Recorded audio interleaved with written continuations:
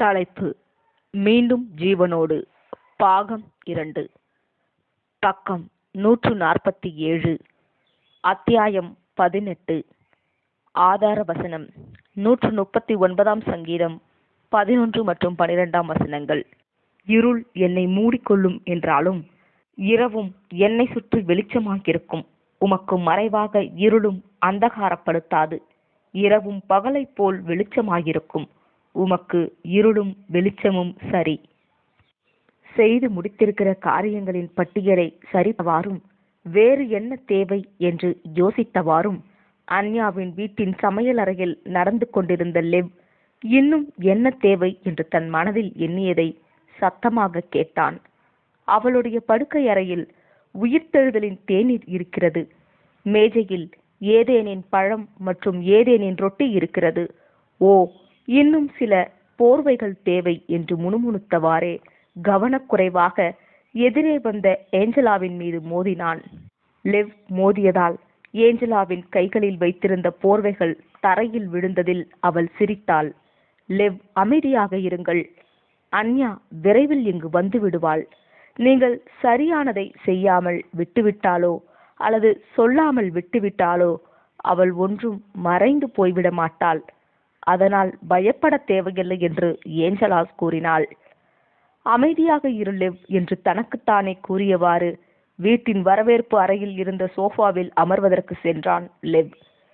தனது இந்த புதிய வாழ்க்கையில் 2வது முறையாக கொஞ்சம் உற்சாகத்துடனும் எதிர்பார்ப்புடனும் மற்றும் ஒருவித பயத்துடனும் இருந்தான். தனக்கு பிறக்கப் போகும் குழந்தைக்கு காத்திருக்கும் ஒரு தந்தைக்குரிய உணர்வுகளோடு அமர்ந்திருந்தான். அவன் சோஃபாவின் பின்னால் சாய்ந்து அமர்ந்து கண்களை மூடிக்கொண்டு அவன் உயிர்த்தெழுந்ததில் இருந்து கடந்த 6 மாதங்களில் தான் கற்றுக்கொண்டவற்றை யோசித்து பார்த்தான். உண்மையை எதிர்கொள்வதை தவிர்த்து அதனால் உண்டாகும் மன அழுத்தத்துடன் இருப்பதை காட்டிலும் உண்மையை ஒத்துக்கொண்டு வாழ்வது ஒரு நிவாரணமாக இருந்தது. அவனை அழுத்திக் கொண்டிருக்கும் உண்மையை ஒருமுறை அவன் எதிர்கொண்டு விட்டால் அவனுக்குள் மறைவான ரகசியம் எதுவும் இருக்காது. அன்யாவின் கொடூரமான மரணத்திற்கு அவன் பொறுப்பல்ல. லெவ்வின் மனம் நிகழ்காலத்திற்கு திரும்பியது. விரைவில் அன்யா உயிர்த்தெழுந்து அவளுக்கு நிகழ்ந்த வேதனையான நினைவுகளை எதிர்கொள்ளப் போகிறாள்.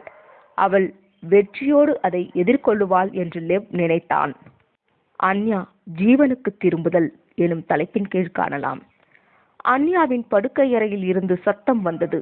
ஏஞ்சலா எழுந்து நின்ற தம் மைத்துனனின் தோள்களை தட்டி அவனை அணைத்தவாறு, போங்கள் லெவ், அவளிடம் போங்கள். மீண்டுமாக அவளது வாழ்வின் அனைத்தும் துவங்கப் போகிறது. அவளது வாழ்க்கையின் முதல் அத்தியாயத்தை அவள் எழுத நீங்கள் அவளுக்கு உதவுங்கள் என்று அவனுடைய காதருகே ஏஞ்சலா கிசுகிசுத்தாள். லெவ் அன்யாவின் அறைக்குள் நுழைந்தான். ஒரு லேசான போர்வைக்கு அடியில் இருந்த அவளது மென்மையான உடலையும் மற்றும் அவளது அமைதியான அழகான முகத்தையும் நிதானமாக பார்த்தபோது அவன் வியந்து பெருமூச்சு விட்டான்.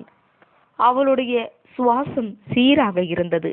அவள் அவ்வப்போது ஒரு சிறு அசைவுடன் அமைதியாக ஓய்வெடுத்துக் கொண்டிருந்தாள்.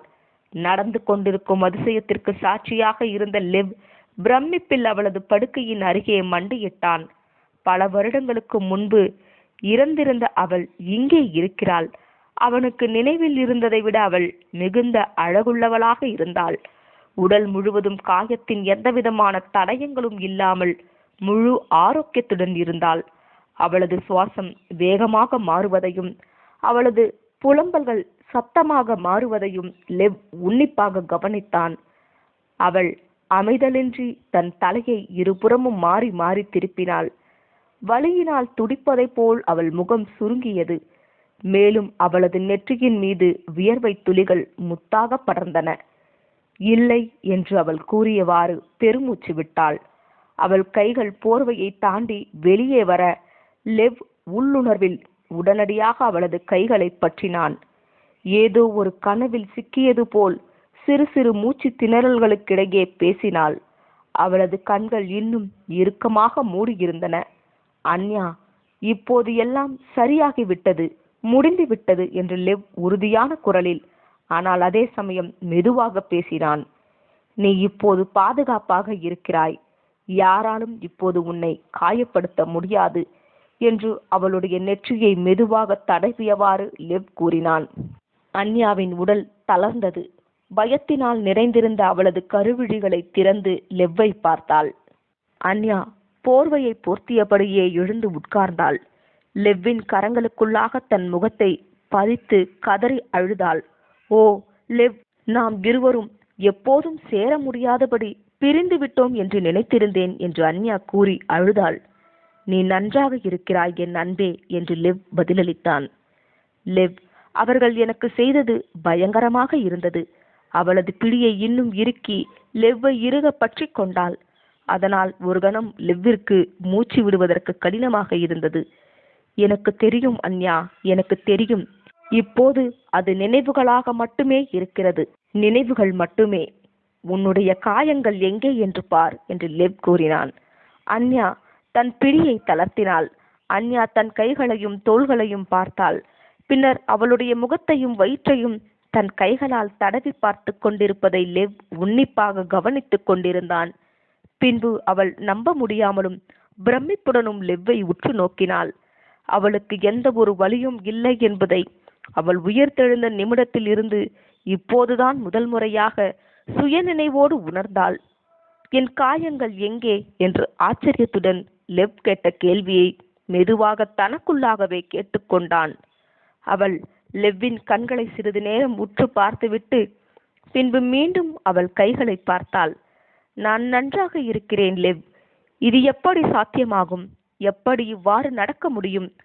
அவன் என்னை துண்டு துண்டாக வெட்டினான், ஆனால் இப்போது நான் முழுமையாக இருக்கிறேன் என்றாள். லெவ் உயிர்த்தெழுதல் தேநீர் வைக்கப்பட்டு இருந்த பாத்திரம் அருகே சென்று படுக்கைக்கு அருகில் போடப்பட்டிருந்த மேசையில் இருந்த 2 கோப்பைகளில் இருவருக்குமாக தேநீரை ஊற்றினான். இதை குடி அன்யா என்று லெவ் அன்யாவிடம் கூறினான். அவள் குடிப்பதை அவன் மிகுந்த பாசத்துடன் பார்த்தான். அன்யா அவளுக்கு கொடுக்கப்பட்டதை குடித்து முடித்ததும் மீண்டும் ஒருமுறை தேநீரை அவளது கோப்பையில் ஊற்றினாள். பின்னர் அவன் தனது தேநீரை எடுத்து அருந்தினான். நடந்தவைகள் அனைத்தும் ஒரு கனவாகத்தான் இருந்திருக்க வேண்டும் என்று அவள் கிசுகிசுத்தாள். ஆனால் அது உண்மையில் நடந்தது போலவே தான் இருந்தது லெவ். அது மிகவும் பயங்கரமானது என்று அன்யா கூறினாள். லெவ் அவளது நீண்ட கருமையான கூந்தலை வருடியவாறு அன்யா, அன்பே அன்யா என்று அவளை அமைதிப்படுத்தும் தொனியில் பேசினான். நடந்தவைகள் ஒரு கனவு அல்ல, ஆனால் அவை அனைத்தும் முடிந்து விட்டன. நீ புதிய பூமியில் ஜீவனுடன் உயிர்த்தெழுப்பப்பட்டுள்ளாய். மீண்டும் யாரும் உன்னை இங்கே துன்பப்படுத்த மாட்டார்கள். மேசியா நம்மோடு உள்ளார். அவருடைய வல்லமையால் நீ மீண்டுமாக ஜீவனை பெற்றிருக்கிறாய் என்று லெவ் கூறினான். அன்யாவும் ஏஞ்சலாவும் திரும்ப சேர்தல் எனும் தலைப்பின் கீழ் காணலாம். தனது அளவிற்கு ஏற்றவாறு கச்சிதமாக தைக்கப்பட்டிருந்த உடைகளை அன்யா கண்டு கொண்டாள். அவர்கள் ஒருவரையொருவர் பார்த்து புன்னகைத்துக் கொண்டார்கள். நீங்கள் பார்ப்பதற்கு முதிர்ச்சி அடைந்தவராகவும் ஆரோக்கியமாகவும் இருக்கிறீர்கள். உங்கள் பற்கள் நேராக உள்ளது லெவ். அன்யா சிரித்துக்கொண்டே தன் பார்வையை லெவ்விடமிருந்து ஏஞ்சலாவுக்கு திருப்பி பின்பு மறுபடியும் லெவ்வை அன்புடன் பார்த்தாள். என் கணவர் மற்றும் என் சகோதரியின் முன்பாக நான், இது நம்ப முடியாத அற்புதமாக உள்ளது என்று அன்யா தன் கண்களில் கண்ணீர் ததும்ப கூறினாள். தன்னுடைய சொந்த வாழ்க்கையில் நிகழ்ந்த நிகழ்வுகளோடு போராடி கொண்டிருக்கும் ஒருவருக்கு இந்த புதிய உலகின் புதிய வாழ்க்கையில் மாறுபட்டிருக்கும் யதார்த்தங்களை எவ்வாறு விளக்குவது என்று லெவ் தனக்குள் குழம்பினான். அதனால் உண்டான அசௌகரியத்தினால் அவன் தன் இருக்கையில் நெளிந்தவாறு அமர்ந்திருந்தான். நான் மறித்து விட்டேன் என்றும் மேசியாவின் வல்லமையினால் இப்போது உயிரோடு இருக்கிறேன் என்றும் நீங்கள் சொல்கின்றீர்கள். இது நம்ப முடியாததாக உள்ளது. நம்புவதற்கு வாய்ப்பே இல்லை என்று அன்யா அவநம்பிக்கையோடு சிரித்தவாறு தன் தலையை ஆட்டினாள். நானும் உயிர்த்தெழுந்த போது மிகவும் குழப்பமாகவும் அதே சமயத்தில் மிகவும் மகிழ்ச்சியாகவும் உணர்ந்தேன் என்று லெவ் தனது அனுபவத்தை பகிர்ந்து கொண்டான். நான் மகிழ்ச்சியாக இருக்கிறேன் லெவ், ஆனால் எனக்கு இன்னும் பயமாக உள்ளது. நான் பாதுகாப்பாக தான் இருக்கிறேன் என்று உங்களுக்கு எப்படி தெரியும் என்று அன்யா அறையை சுற்றி பார்த்தவாறு கேள்வி எழுப்பினாள். பின்பு லெவ்வையும் அவளுக்கு முன்னால் தட்டில் இருந்த ஏதேனின் பழத்தையும் பார்த்தாள். லெவ் மற்றும் ஏஞ்சலா இருவரும் இப்புதிய பூமியில் கீழ்ப்படியாமையினால் உண்டாகும் விளைவுகளையும் மேசியாவின் ஆவிக்குரிய வல்லமை பற்றியும் அவருடைய அபிஷேகம் செய்யப்பட்டவர்களையும் முற்பிதாக்களை பற்றியும் விவரித்து அன்யாவுக்கு கூறினார்கள். ஞாபகங்கள் பயங்கரமானது. இத்தகைய ஞாபகங்களை எப்படி சமாளிப்பது என்று எனக்கு தெரியவில்லை என்று அன்யா புலம்பினாள். அன்யா, நீ இன்னும் கொஞ்சம் தேநீர் அருந்து, கொஞ்சம் பழங்களையும் சாப்பிடு. இவற்றை பற்றி பிறகு எங்களுடன் பேசலாம் என்று லெவ் அவளின் கரங்களின் மேல் தன் கரங்களை வைத்து அமைதிப்படுத்தினான். அன்யா ஏதேன் பழத்தை எடுத்து சிறிது சாப்பிடத் தொடங்கினாள். ஏஞ்சலா ஏதேன் பழத்தில் உள்ள ஜீவனளிக்கும் மற்றும் குணப்படுத்தும் வல்லமையினை பற்றி விளக்கினாள். ஒவ்வொரு கடியின் போதும் அதன் தனித்துவமான சுவையையும் தன்மையையும் அன்யா உணர்ந்தாள். அவள் சாப்பிட்டு முடிக்கும் போது ஏஞ்சலா தனது விளக்கத்தை முடித்தாள். பின்பு மூவரும் சிறிது நேரம் அமைதியாக இருந்தனர். திகிலூட்டும் நினைவுகள் எனும் தலைப்பின் கீழ் காணலாம். இறுதியாக அன்யா நடுங்கிய குரலில் பேசினாள். லெவ், நான் பாதுகாப்பாக இருப்பதாகத்தான் நினைத்தேன். உங்கள் நண்பர்கள் சிலருடன் உங்களது படைப்பிரிவின் தலைமையகத்திலிருந்து கேரவன் வாகனத்தை நான் ஓட்டி சென்றேன். நான் உங்களோடு சேர்ந்து நேரம் செலவிட வேண்டும் என்பதற்காக விரைவாக வீட்டிற்கு வர விரும்பினேன். அப்போது திடீரென்று குண்டுகள் வெடிக்கும் சத்தத்தையும் கலாட்டா நடப்பது போன்ற ஒரு சத்தத்தையும் நான் கேட்டேன். எனக்கு முன்னால் சென்று கொண்டிருந்த வாகனங்கள் மீது மோதுவதை தவிர்ப்பதற்காக அங்கு போடப்பட்டிருந்த தடுப்புக்கு அருகாமையில் நான் வண்டியை நிறுத்தினேன். கண்ணாடிகள் உடைந்து நொறுங்கும் சத்தத்தையும் தோட்டாக்களின் சத்தத்தையும் கேட்டேன். அதைத் தொடர்ந்து ஒரு மனிதனின் குரலையும் கேட்டேன். அவன் என்னை வாகனத்திலிருந்து வெளியேறும்படி சைகை செய்தான் என்றாள். அவன் என்னை வாகனத்திலிருந்து வலுக்கட்டாயமாக வெளியேறுவதற்கு முன் நான் என்று பேசிக்கொண்டிருக்கும் போதே அவளது குரல் தடுமாறியது. அன்யா தன் கதையை தொடர்ந்த போது அவளது கண்களில் இருந்து கண்ணீர் வழிந்தது. மேலும் லெவ் மற்றும் ஏஞ்சலாவின் கண்களிலும் கண்ணீர் வழிந்தது. லெவ் தானும் அங்கு இருப்பதைப் போலவும் வினோதமான ஒரு கனவில் நடந்த உண்மைகளை பார்த்து கொண்டிருப்பதைப் போலவும் உணர்ந்தான். நான் அவனிடமிருந்து தப்புவதற்காக கடுமையாக போராடினேன். என்னை அவன் தரையிலே தள்ளி விழ செய்த அந்த கடைசி நிமிடம் வரை நான் என் பற்களை கடித்து கொண்டு போராடினேன். அந்த மனிதன் அரபு மொழியில் என்னை பார்த்து அவதூறாக பேசினான். அவனது வார்த்தைகளை என்னால் தெளிவாக புரிந்து கொள்ள முடிந்தது.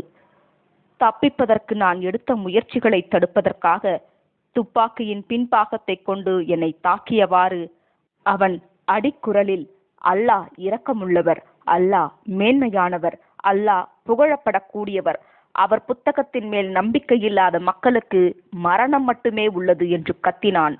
தீவிரவாதிகளுக்கு தங்களுடைய எதிரிகளை சிதைப்பதற்கு அவர்களுடைய உடல் பாகங்களையும் கால்களையும் வெட்டுவது என்பது சாதாரணமானதே. நான் ஒரு மூர்க்கமான பெண் சிங்கத்தைப் போல போராடினேன். ஆனால் அவனது வெறித்தனமான கோபத்தில் இருந்து என்னால் தப்ப முடியவில்லை. என் உடல் இரத்த களரியாகும் வரையிலும், நான் நிர்வாணமாகும் வரையிலும் என்னை அவன் வெட்டினான். என்னுடைய இரத்த வெள்ளத்தில் நான் மிதந்தேன். நான் விண்மீன்கள் நிறைந்த வானத்தை வெறித்து பார்த்தேன். பின்னர் நான் வீங்கியிருந்த எனது கண்களை மூடினேன் என்றாள். அந்த மனிதன் வெற்றி களிப்பில் எழுந்து நின்றான். அந்த இடம் விளக்குகளால் பிரகாசமாகியது. மகிழ்ச்சியின் குரல்கள் என் காதுகளில் விழுந்தன. நான் சுயநினைவை சற்று நேரம் பெறுவதும் பின்பு இழப்பதுமாக இருந்தேன். அதன் பின்பு யாரோ ஒருவர் என் உடலையும் கால்களையும் துணியால் கட்டுவது போன்று உணர்ந்தேன். அவர்கள் என்னை துணிகளில் சுற்றி ஒரு வாகனத்திற்கு இழுத்து சென்றார்கள். அங்கு இருந்தவர்களில் இருவர் பெண்கள், வலிமையான பெண்களாய் இருந்தார்கள். வாகனம் கரடுமுரடான பாதையில் சென்றதும் பயணம் அசௌகரியமாக இருந்ததும் எனக்கு நினைவில் இருக்கிறது. எனக்கு நினைவில் இருக்கும் அடுத்த காரியம் நான் படுக்கையில் இருந்ததுதான். நான் சிறிது நேரத்தில் மயக்கமடைந்தேன். அன்யாவின் குரல் உடைந்து ஒலித்தது. அவளால் அதற்கு மேல் எதுவும் பேச முடியவில்லை. லிவ் தனது நாற்காலியை அன்யாவிற்கு அருகில் இழுத்து போட்டு அவளது தோள்களை சுற்றி தன்னுடைய கரங்களை போட்டு அணைத்தவாறு அமர்ந்தான். நீ கடந்து சென்ற எல்லாவற்றிற்காகவும் நான் மிகவும் வருந்துகிறேன். அன்யா, நீ இப்போது மீண்டும் ஜீவனோடு எங்களுடன் இருப்பதற்கு மிகவும் நன்றியுள்ளவனாகவும் இருக்கிறேன் என்று அவளது காதருகில் கிசுகிசுத்தான். லெவ் சிறிது நேரம் அமைதியாக அமர்ந்திருந்தான். பின்பு அவன் அவளது காரை எவ்வாறு கண்டுபிடித்தான் என்பதையும், அவளது உடல்கள் கிழிக்கப்பட்டு முழுவதும் ரத்தம் தோய்ந்து இருந்ததையும், இந்த நிலைக்கு ஆளாக்கிய குற்றவாளிகளை கண்டுபிடிப்பதற்காக அவன் வேகமாக காரை ஓட்டிக்கொண்டு சென்றபோது கார் கட்டுப்பாட்டை இழந்து விபத்துக்குள்ளாகியது பற்றியும், பின்னர் தலையில் பலத்த காயங்களோடு ஒரு மருத்துவமனையில் தான் அனுமதிக்கப்பட்டதை பற்றியும் லெவ் விவரித்தான். சில வாரங்களுக்கு முன்பு வரை உனது பெயரை உச்சரிக்க கூட என்னால் முடியவில்லை அன்யா என்று லெவ் தன் நிலையை எடுத்து கூறினான். உங்களுக்காகவும் நான் வருந்துகிறேன் லெவ். என்னுடைய வண்டியையும் உடைகளையும் கண்டபோது உங்களுக்கு எவ்வளவு கடினமாக இருந்திருக்கும் லெவ் என்று பேசிய அன்யாவின் குரல் பலவீனமாக இருந்தது. அவள் எழுந்தமர்ந்து கூறிவிட்டு நாற்காலியில் நன்கு சாய்ந்து கண்களை மூடிக்கொண்டாள். இப்போது நான் ஜீவனோடு இருக்கிறேன். நான் ஆரோக்கியமாகவும் இருக்கிறேன். உலகில் நான் மிகவும் நேசிக்கும் 2 நபர்களுடன் சேர்ந்திருக்கிறேன் என்று அன்யா மெதுவாக தன் பலவீனமான குரலில் கூறினாள். ஏஞ்சலா அன்யாவுக்கு மற்றொரு கோப்பை உயிர்த்தெழுதல் தேநீரை ஊற்றினாள். அன்யா தேநீரை குடித்து முடிக்கும் வரை லெவ் மற்றும் ஏஞ்சலா மேலோட்டமான உரையாடலை தொடர்ந்தனர். உனக்கு ஓய்வு தேவை அன்யா, வா அறைக்குள் போகலாம் என்றவாறு லெவ்வும் ஏஞ்சலாவும் ஒன்றாக எழுந்து இருபுறமும் நின்று தாங்கி பிடித்தவாறு அன்யாவை அவளது அறைக்கு அழைத்து சென்றனர். தயவு செய்து என்னை விட்டு எங்கும் போகாதிருங்கள் லெவ் என்று அன்யா மெல்லிய குரலில் கூறினாள். நான் இங்குதான் இருப்பேன் அன்யா என்று லெவ் அவளுக்கு உறுதியளித்தான். அன்யா கண்விழித்து லெவ்வை பார்த்து புன்னகைத்தாள். அடுத்த சில மணி நேரங்கள் லெவ்வும் ஏஞ்சலாவும் அன்யாவுடன் பேசிக் கொண்டிருந்தனர். அவளது வீடும் தோட்டமும் அவள் விரும்பிய வகையில் இருந்தன. பின்பு புதிய பூமியின் ஒளிபரப்பில், அதாவது நியூ எர்த் பிராட்காஸ்டிங்கில் முற்பிதாக்களுடன் நடந்த ஒரு நிகழ்ச்சி அவளை கவர்ந்தது. அவர்களது திருமணம் நடந்து 25 ஆண்டுகள் ஆகிவிட்டது என்றும் 6 மாதங்களுக்கு முன்பாக தான் உயிர்த்தெழுப்பப்பட்டதை லெவ் விளக்கிய போது அன்யா லெவ்வை ஆச்சரியத்தோடு பார்த்தான்.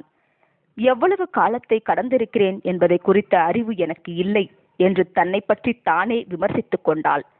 இது அவளுடைய வீடு என்றும் அவனது வீடு இங்கிருந்து சற்று தொலைவில் தான் உள்ளது என்றும் லெவ் கூறிய போது அன்யா மீண்டும் ஆச்சரியத்துடன் பார்த்தாள். லெவ், நீங்கள் இறப்பதற்கு முன்பு மறுமணம் செய்து கொண்டீர்களா? இப்போது நீங்கள் உங்கள் 2வது மனைவியுடன் இணைந்து வாழ்கிறீர்களா என்று அவள் தனது குரலில் எந்தவிதமான உணர்ச்சியும் இன்றி கேட்டாள். லெவ் சங்கடமாக பார்த்தான். நீங்கள் மறுமணம் செய்து கொண்டதில் எனக்கு மகிழ்ச்சிதான் அன்பே, அது சரிதான். அதில் தனக்கு எந்தவித வருத்தமும் இல்லை என்று அன்யா உறுதியளிக்க முயன்றாள். நான் மறுமணம் செய்து கொண்டேன். ஆனால் நான் அவளுடன் இந்த புதிய பூமியில் சேர்ந்து வாழவில்லை. புதிய உலகில் கணவன் மனைவி உறவு முறைகள் முற்றிலும் வித்தியாசமானது என்றான்.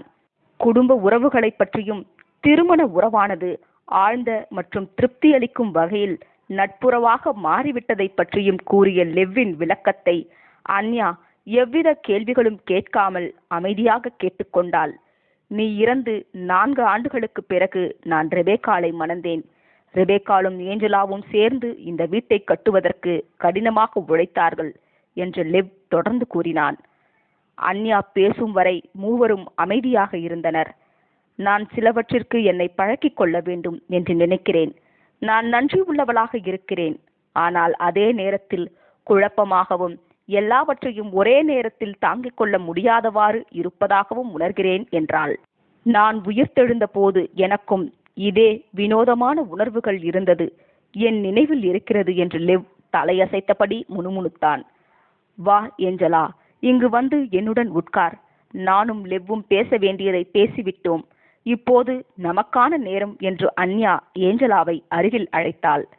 2 சகோதரிகளும் ஆர்வமுடன் பேசுவதை லெவ் பார்த்தான். அது அவனது முகத்தில் புன்னகையையும் அவர்களின் சிரிப்பின் சத்தம் அவனது இதயத்திற்கு நிம்மதியையும் கொடுத்தது. தான் கிளம்பும்படிக்கு அன்யா தனக்கு ஒரு வாய்ப்பை ஏற்படுத்தி கொடுத்ததற்காக லெவ் உணர்ந்தான்.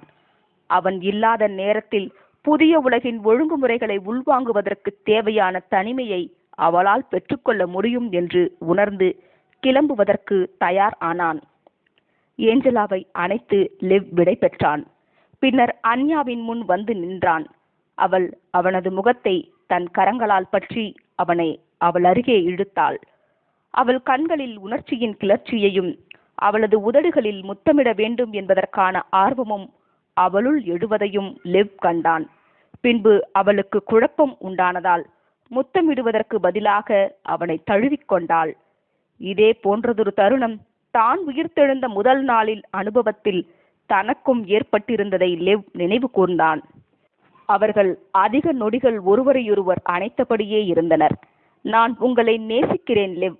நீங்களும் ஏஞ்சலாவும் எனக்கு செய்த அனைத்திற்காகவும் நான் மிகவும் நன்றி உள்ளவளாக இருக்கிறேன். ரெபேக்காலிற்கும் நான் நன்றி உள்ளவளாக இருக்கிறேன். பழைய உலகில் உங்கள் வலியை அவள் குறைத்திருக்கிறாள். புதிய உலகில் அவள் எனக்கு உதவி இருக்கிறாள். நான் அவளை சந்திக்க விரும்புகிறேன் லெவ். அவளை சந்திக்க முடியுமா என்று அன்யா கிசுகிசுத்தாள். உன்னை சந்திக்க ரெபேக்கால் மிகவும் ஆவலாக இருக்கிறாள். எந்த நேரத்தில் உன்னை சந்தித்தால் சரியாக இருக்கும் என்று அவளுக்கு தெரியாததால் அவள் வரவில்லை என்று லெவ் கூறினான். இன்றிரவு சந்திக்கலாம் லெவ். இன்றிரவு நீங்கள் அவளை உங்களுடன் அழைத்து வருகிறீர்களா என்று அன்யா கேட்டாள். லெவ் ஒத்துக்கொண்டு தலையசைத்தான். அன்யாவும் ஏஞ்சலாவும் வரவேற்பு அறையில் உள்ள சோஃபாவில் அமர்ந்து தங்கள் உரையாடலை மீண்டும் தொடங்கினர். லெவ் ஒருவரையொருவர் கிண்டல் செய்து சிரித்து கொண்டிருந்த இரண்டு சகோதரிகளை பிரமிப்புடனும் நன்றியுடனும் மீண்டும் ஒருமுறை பார்த்துவிட்டு நான் மீண்டும் வருகிறேன் என்று கூறிவிட்டு வெளியேறினான். அன்யா ரெபேக்காலின் சந்திப்பு எனும் தலைப்பின் கீழ் காணலாம். அன்றைய நாளின் மாலைக்கு பின்னர் லெவ்வும் ரெபேக்காலும் அன்யாவின் வீட்டின் வாசலில் நின்று கொண்டிருந்தனர். லெவ் வீட்டு வாசலின் அழைப்பு மணியை அழுத்தினான். ஏஞ்சலா லெவ்வையும் பின்னர் ரெபேக்காலையும் அணைத்து வரவேற்றாள். அன்யா எப்படி இருக்கிறாள் என்று ரெபேக்கால் ஏஞ்சலாவிடம் தனித்த குரலில் கேட்டாள். நன்றாக இருக்கிறாள். உன்னை சந்திக்க விரும்புகிறாள். வா. ஏஞ்சலா தனது கையை ரெபேக்காலின் தோள்களை சுற்றி அணைத்தவாறே இருவரையும் சமையலறைக்கு அழைத்து சென்றாள். அவர்கள் சமையலறைக்குள் நுழைந்ததும் அன்யா எழுந்து நின்றாள். ரெபேக்கால் அன்யாவிற்கு சில அடிகள் முன்பாக வந்து நின்றாள். அன்யாவின் கருவிழிகள் பிரகாசமாகி புன்னகையோடு ரெபேக்காலை வரவேற்றன. அவளுடைய வெளித்தோற்றத்தினை அன்போடும் வியப்போடும் பார்த்தாள். ரெபேக்கால் என்று அன்யா மென்மையாக அழைத்தாள். அன்யா என்று ரெபேக்கால் கண்களில் கண்ணீருடன் பதிலளித்தாள். இருவரும் ஒருவரையொருவர் தழுவி ஒருவருக்காக மற்றொருவர் தோள்களில் சாய்ந்து அழுதார்கள். நான் உங்களுக்காக ஜெபித்துக் கொண்டிருந்தேன். நீங்கள் கடந்து வந்த அனைத்திற்காகவும் ஜெபித்தேன். நான் உங்களை சந்தித்ததில் பெருமைப்படுகிறேன் என்று ரெபேக்கால் கூறினாள். நீங்கள் ஏஞ்சலாவுடன் சேர்ந்து எனக்காக மிகவும் கடினமாக உழைத்திருக்கிறீர்கள். அவள் என்னிடம் அனைத்தையும் கூறினாள். நீங்கள் செய்தவைகளுக்காக உங்களுக்கு மிகவும் நன்றி ரெபேக்கால் என்று அன்யா கூறினாள். ரெபேக்கால் அவளிடமிருந்து விலகி அவளது கரங்கள் தொடும் தூரத்தில் நின்றாள். அவர்கள் ஒருவரையொருவர் கண் சிமிட்டாமல் சில மணித்துளிகள் ஆழமாக பார்த்து கொண்டனர். லெவ்வும் ஏஞ்சலாவும் அவர்கள் ஆவலோடு எதிர்பார்த்திருந்த இருவருடைய சுவாரஸ்யமான அறிமுக காட்சியை பார்ப்பதற்காக சற்று இடைவெளி விட்டு நின்றிருந்தனர். அன்யாவும் ரெபேக்காலும் ஒருவருக்கொருவர் தெரிந்து கொள்ள சிறிது நேரம் கொடுப்பதற்காக அவர்கள் பின்னால் நின்று கொண்டு தங்களது தனிப்பட்ட உரையாடலில் ஈடுபட்டிருந்தனர். அடுத்த சில மணி நேரங்கள் 4 பேரும் கடந்த கால மற்றும் தற்போதைய அனுபவங்களை பகிர்ந்து கொண்டதில் புன்னகையோடும் கண்ணீரோடும் விரைவாக கடந்து சென்றது. அடுத்த தலைமுறையினரை உயிர்த்தெழுப்புவதற்கான முன்னேற்பாடுகள் குறித்து அவர்கள் கலந்தாலோசித்தனர். ரெபேக்காலும் அன்யாவும் லெவ்வின் தனித்துவமான நடத்தைகளை பற்றிய நினைவுகளை பகிர்ந்து கொண்டதால் மாலை வேலை மகிழ்ச்சியுடன் நிறைவு பெற்றது. இந்த உரையாடலானது அவர்களுக்கு இடையே இருந்த பழைய உலகின் உணர்வுகளையும் லெவ்வுடனான உணர்வுகளையும் ஒருவருக்கொருவர் புரிந்து செயல்பட உதவியது. சரி, நேரமாகிவிட்டது, நாங்கள் கிளம்புகிறோம் என்று ரெபேக்கால் கூறினாள். புறப்படுவதற்கு முன்பு அன்யா, நான் உங்களுக்கு ஒன்றை கொண்டு வந்துள்ளேன். அது உங்களிடம்தானே உள்ளது லெவ் என்று லெவ்விடம் கேட்டாள். லெவ் காகிதத்தால் சுற்றப்பட்டு அதன் மீது காட்டு மலர்களால் அலங்கரிக்கப்பட்டிருந்த ஒரு பெட்டியை ரெபேக்காலிடம் கொடுத்தாள். ரெபேக்கால் லெவ்விடமிருந்து பெட்டியை வாங்கி அன்யாவிடம் கொடுத்தவாறே, இதை உங்களுக்கு கொடுக்க நான் விரும்பினேன் அன்யா என்று கூறினாள். அன்யா அதனை திறந்தபோது ஆச்சரியத்தில், ஓ, எவ்வளவு அழகாக இருக்கின்றது என்றாள்.